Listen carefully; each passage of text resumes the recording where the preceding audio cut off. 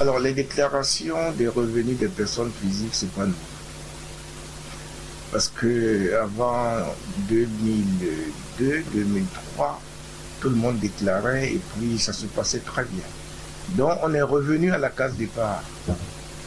Il faut que tous les Camerounais sachent que la déclaration des revenus est très importante. En dehors des conséquences, parce que je veux m'attarder beaucoup plus sur les conséquences négatives et les conséquences positives.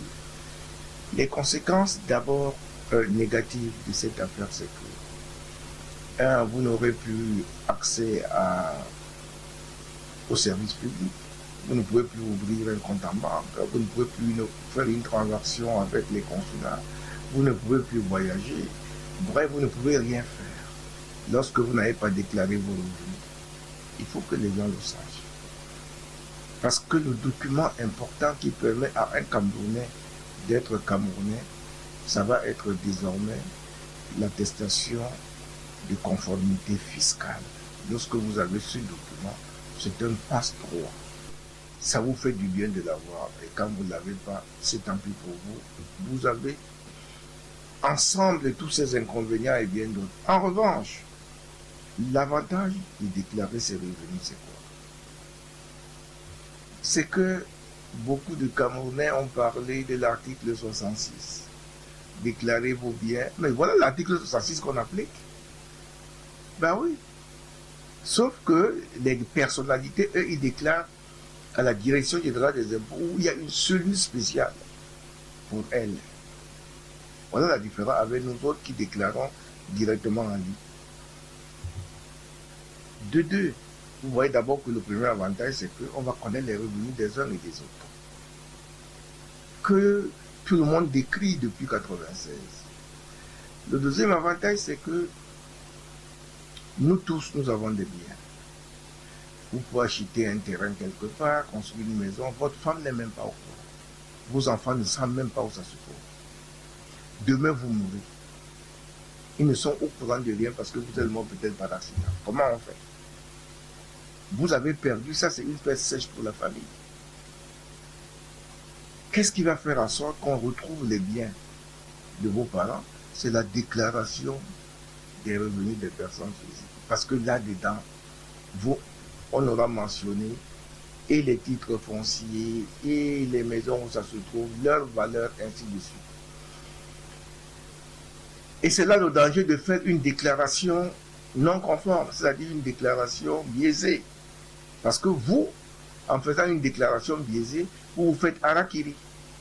Vous vous faites harakiri dans la mesure où demain, lorsque vous n'êtes pas là, vos enfants veulent revendiquer que non, ça c'est la maison de notre père, c'est le terrain de notre père. Eh bien, on va regarder la déclaration aux impôts parce que l'enregistrement, quel que soit le notaire, ça passera par les impôts. Et on regardera la déclaration de votre père. S'il n'avait pas déclaré ça, alors l'État a le droit de préemption, ça devient une propriété de l'État. Il faut faire attention. Et bien plus, donc c'est un avantage de déclarer et de bien déclarer. Et bien plus, vous ne pouvez pas, si vous n'êtes pas propriétaire de droit, c'est-à-dire que si vous n'avez pas un titre foncier, vous êtes quand même propriétaire de fait. Le propriétaire de fait, c'est celui qui n'a pas le titre foncier, mais qui est chez lui. Ça peut être un autochtone qui dit je m'en fous de vos titres fonciers, venez me dégager ici, vous pouvez. Je prends le petit doigt là de Ngoti, qui s'en fout du titre foncier parce que tout le monde sait qu'il est chez lui. Et je prends celui qui a acheté un terrain et qui n'a pas encore de titre foncier, il est propriétaire de fait. Mais si vous n'avez pas déclaré cette propriété, ou vous êtes propriétaire de fait, que vous justifiez par le paiement de la taxe foncière annuelle, alors vous êtes foutu. Si demain vous n'êtes pas là, alors vous n'avez même pas de titre. Là même c'est plus grave. Celui qui vous a vendu le terrain reprendra tranquillement et le terrain et la maison. Il faut que nous le sachions, que ce n'est pas dans l'intérêt de l'État. Il n'y a pas d'impôt nouveau à prendre. C'est dans l'intérêt du citoyen en application de l'article 66 de la Constitution. Et pour sauvegarder ses biens dans son intérêt et dans l'intérêt de sa famille. Bon, lorsque les gens disent, oh, oui, ils veulent nous prendre beaucoup d'argent, on a quoi, on ne travaille pas, on déclare quel est le revenu. Mais je vais vous dire, l'intérêt, c'est qu'on ne prend rien de nouveau, mais absolument rien du tout. Puisque si vous travaillez, on vous a payé, on a réduit les impôts à la source. Mais vous, vous renseignez maintenant l'administration que le type chez qui je travaille là, voilà ce qui m'a coupé dans mon salaire. Et je vous le dis, s'il n'a pas reversé, vous devez lui demander. Donc on ne vous demande rien de plus à payer. Maintenant, si vous n'êtes pas salarié, si vous êtes un débrouillard, vous devez appartenir quand même à un régime fiscal. Parce que si vous n'appartenez pas à un régime fiscal, soit l'impôt libératoire, même comme ça va changer avec la nouvelle loi sur la fiscalité locale et tout, ben, montrez quand même que vous vivez. Personne ne peut vivre sans revenu. Parce qu'il y a des revenus qui sont absolument défiscalisés. Il y a un revenu minimum en dessous duquel on ne paye pas des impôts. Vous pouvez mettre ce revenu minimum et vous n'aurez aucun impôt à payer. Ça vous autorise à croire que vous n'êtes pas un voleur. Ça aussi. Parce que le jour où on arrive chez vous, il y a un rafle. On vous trouve avec des tas de biens. Ce qu'on va vous demander, c'est votre déclaration de revenus. Si vous n'avez pas une déclaration de revenus, on va vous demander tout ça. Vous venez d'où? Vous êtes un voleur. Est-ce que vous voyez l'intérêt? Vous êtes un voleur automatiquement. Ou alors, vous êtes incivique. C'est-à-dire que vous n'avez pas déclaré vos revenus. En ce moment, on va vous appliquer ce qu'on appelle une vérification de la situation fiscale d'ensemble. Et on va vous contrôler pour savoir d'où viennent vos revenus. Et on va les fiscaliser. Vous voyez qu'il y a un intérêt à ne pas se mettre en dehors de la loi. Donc, le législateur, en revenant sur la déclaration des revenus des personnes physiques, a apporté un plus dans le civisme fiscal et a permis aux citoyens d'être des citoyens désarmés. Parce qu'un citoyen désarmé, c'est celui qui n'a que la loi pour lui. Voilà le citoyen désarmé. Il n'a que la loi pour lui, même si chez nous, si vous avez seulement la loi pour vous, vous ne connaissez personne. On peut vous tabasser même si vous êtes avocat. C'est un autre débat. Donc, l'impôt sur le revenu des personnes physiques, tous les autres impôts des particuliers, que ce soit les bénéfices agricoles, les bénéfices industriels et commerciaux, tous ces autres impôts-là, honnêtement, il faut les déclarer. Parce qu'en les déclarant, on se met en dehors des surprises. Voilà les avantages et les inconvénients de la déclaration du revenu des personnes physiques ou de la non-déclaration d'impôt sur le revenu des personnes physiques. C'est l'IRPP. Voilà. Alors l'IRPP est un ensemble d'impôts, mais qui frappe la personne physique, individuellement prise, contrairement aux autres revenus qui frappent les personnes morales, donc les personnes juridiques, qui sont constituées en société.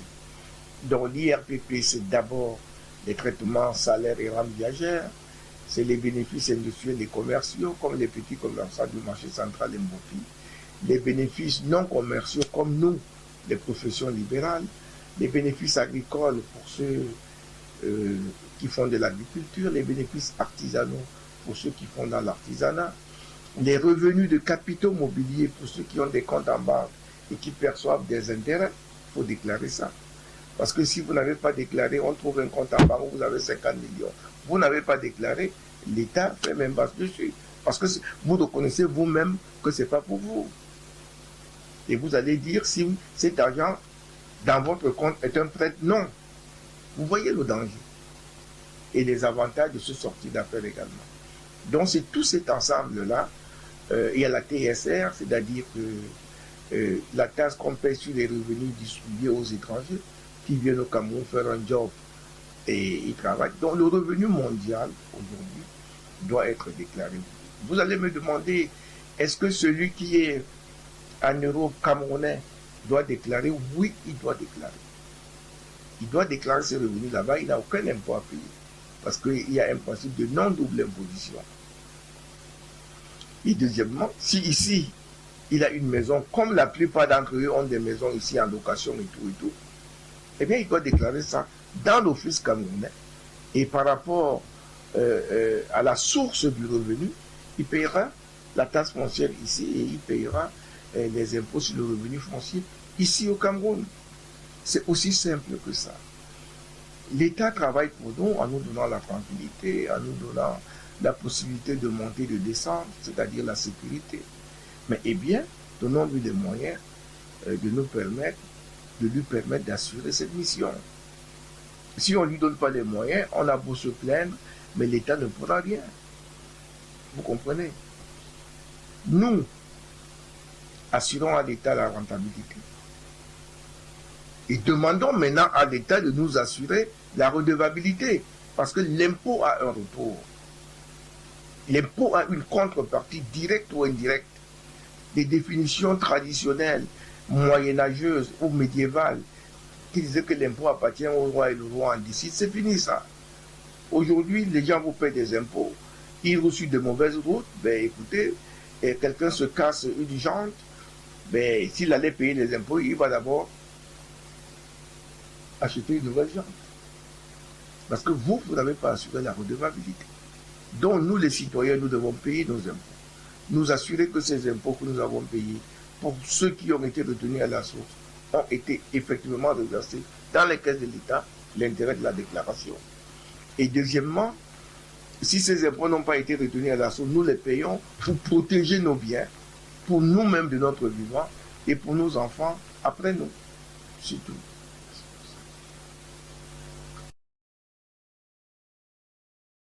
L'Afrique se réveille.